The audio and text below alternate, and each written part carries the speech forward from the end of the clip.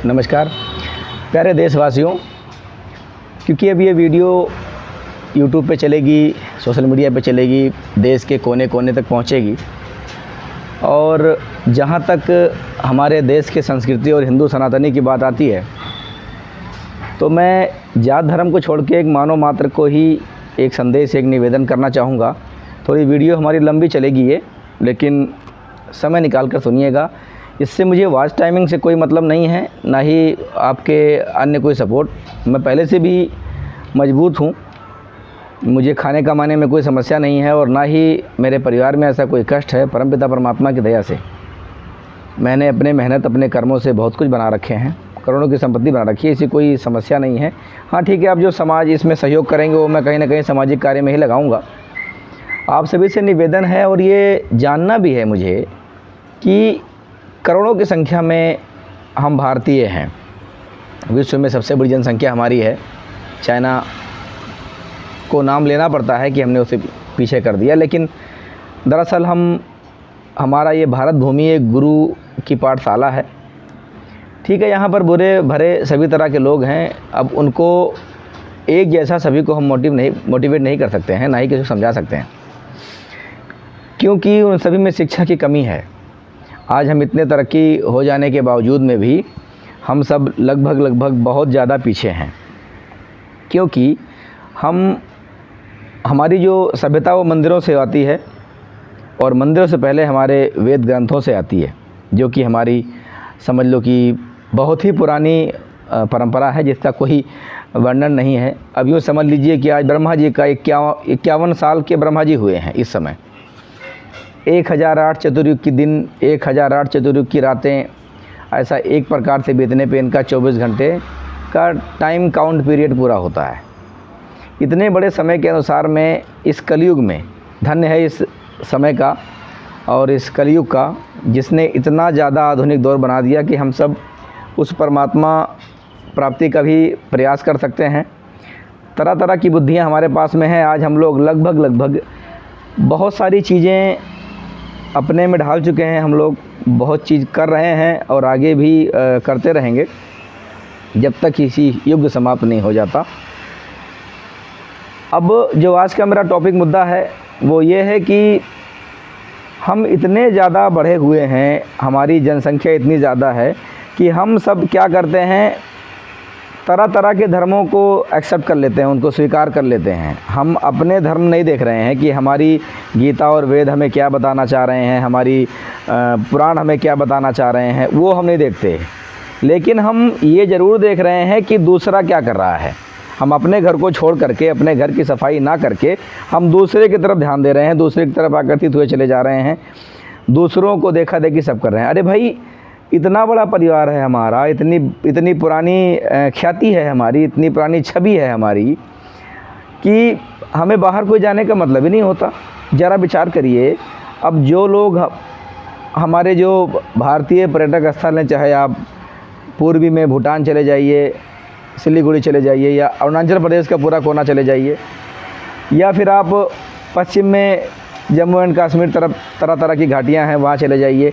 इन सभी को छोड़ करके अगर आप विदेश जाना चाहते हो तो खर्चे तो बढ़ेंगे आपके, तनाव भी बढ़ेंगे आपके। ठीक है, आपने कमा के रखे हैं, बहुत सारी आपके पास व्यवस्थाएं हैं, अपनी सब कुछ करके रखता है।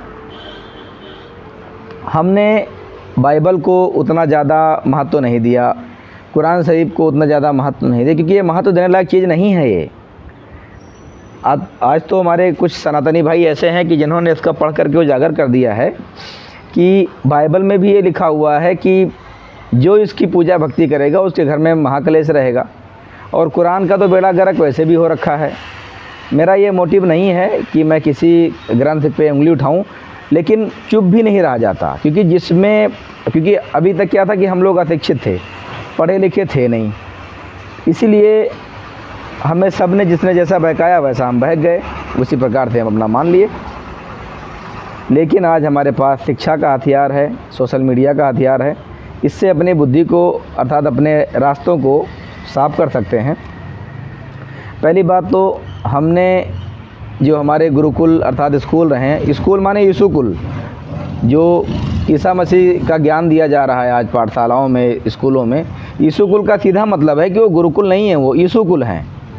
हाँ, इनके आने से एक अच्छाई हुई है, इनका एहसान भी है हमारे पे। इसकी बहुत अच्छाई है कि ये जैसे जिन समय में यीशु कुल का समझ लीजिए हमारे भारत देश में आगमन हुआ था, उस समय जातियाँ बहुत चरम सीमा पर थीं, और आज तो उससे कोई कम नहीं है, लेकिन उस समय कुछ ज़्यादा बेड़ा गर्क था। ये उस समय तक ठीक था, एक समय तक, अब नहीं। इस ज्ञान में सिर्फ आपको लालच, माया और लोभ पढ़ाया जाएगा, दूसरे को उल्लू कैसे बनाना है वो सिखाया जाएगा। यदि ये गुरुकुल थे हमारे पहले, गुरुकुलों में कभी भी आपको लूटपाट नहीं सिखाया जाएगा।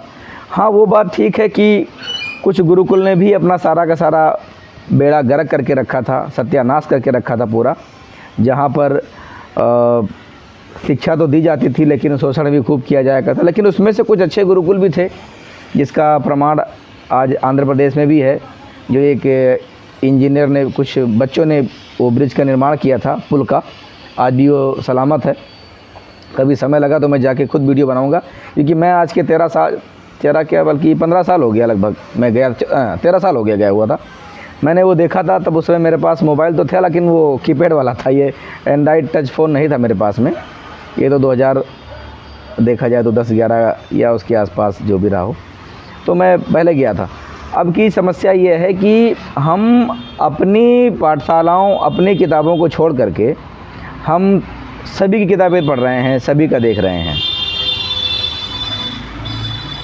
हमारे जो वेद ग्रंथ हैं उसको हम एकदम से नकार दे रहे हैं कि ये तो कुछ है ही नहीं है, जबकि सभी ने हमारे ही वेदों से, हमारे ही ग्रंथों से आज तक जो हासिल किया है, सब ने वो हमसे ही हासिल किया है। किसी का अपना कुछ नहीं था, ना तो किसी का अपना कुछ था, ना अपना कुछ रहेगा। क्योंकि अक्सर जो घर का बड़ा बेटा होता है ना, उसके पास में क्षमा, संतोष और विवेक होता है।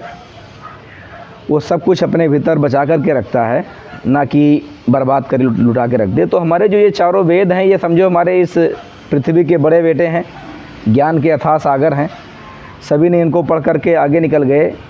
मैंने बहुत लोगों को देखा है कि वो अपने सेमिनार वगैरह करते हैं, उन सभी में वो गायत्री मंत्र का उच्चारण करके, और हमारे यहाँ के जो इंडियन मोटिवेशनल स्पीकर्स हैं, वो सब वहाँ जा कर के अपने वेदों का कुछ गीत गुनगुना के चले आते हैं, और यहाँ आने के बाद में अपना एक नया ही रूप दिखाते हैं, बनावटी बातें खाली करते हैं।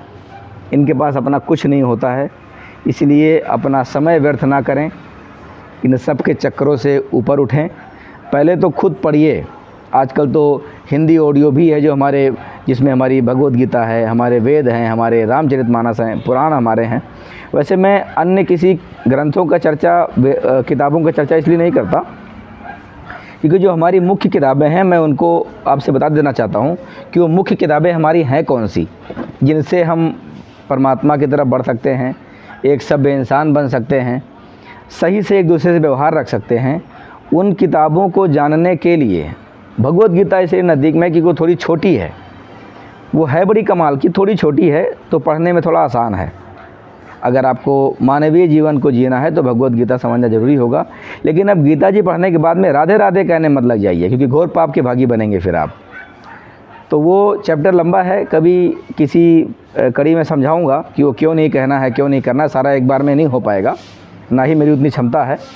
मैं 12 घंटे 8 घंटे बोल ज़रूर सकता हूँ, बिना खाना पीना खाए 8 घंटे तो बोल ही सकता हूँ, लेकिन फिर भी आपके समझ में नहीं आएगा। उसका भी एक समय आएगा। मैं बोल सकता हूँ कि आपको राधे राधे क्यों नहीं बोलना है, सीताराम की जगह राम राम ही क्यों बोलना है।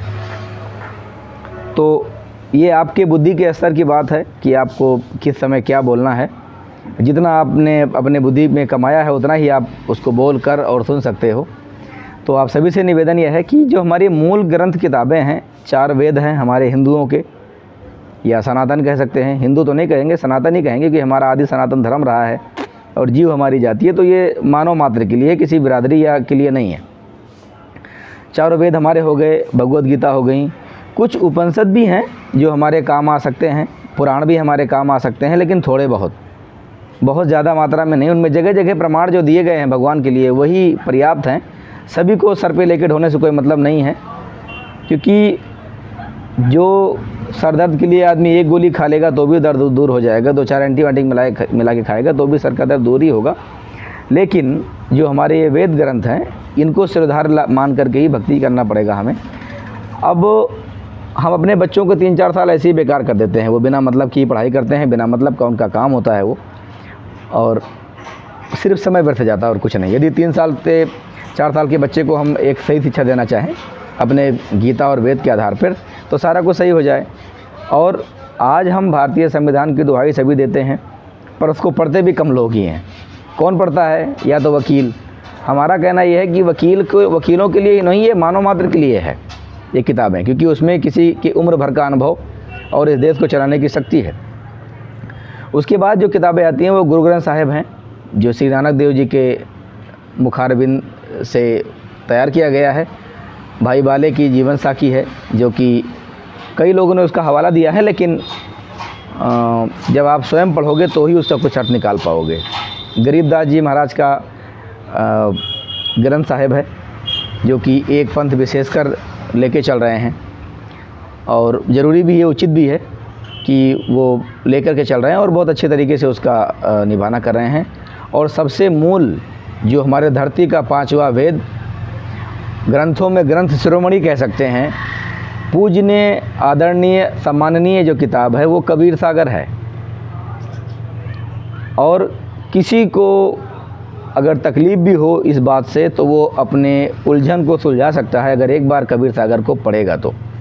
थोड़ा बहुत ही पढ़ लीजिए, आपको ये नहीं कह रहा कि आप पूरे ग्रंथ को ही बाँच करके ख़त्म कर दो, ऐसा नहीं है।